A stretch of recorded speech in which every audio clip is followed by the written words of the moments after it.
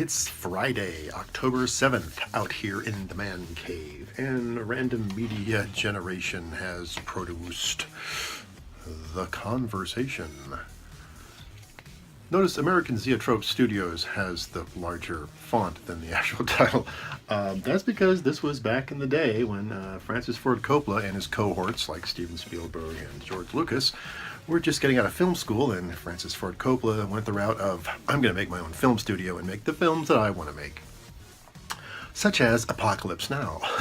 So, this is one of the other films he did, The Conversation with the young Gene Hackman.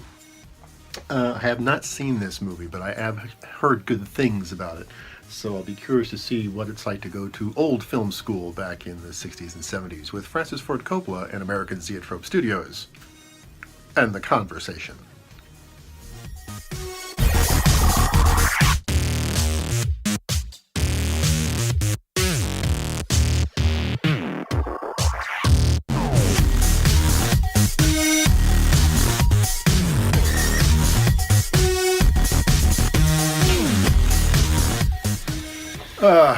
Wow.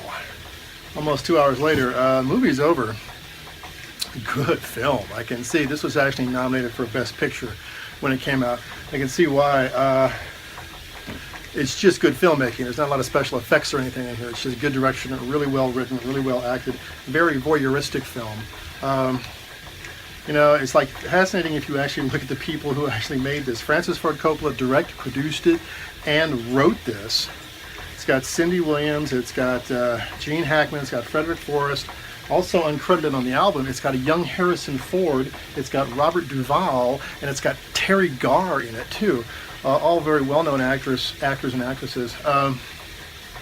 Interesting film though. This is a film that's very relevant today, although it's really dated.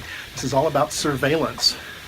And the idea, it's like the art of surveillance, and all this club of these guys, this is what they do. They're basically private eyes, and they use electronics to surveil people prior to the digital age.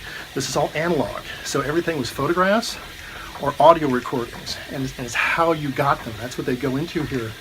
But it still gives you a real good little mind-bending experience into the whole idea of now, 20 years later, you have the NSA, you have massive surveillance through email and through the internet.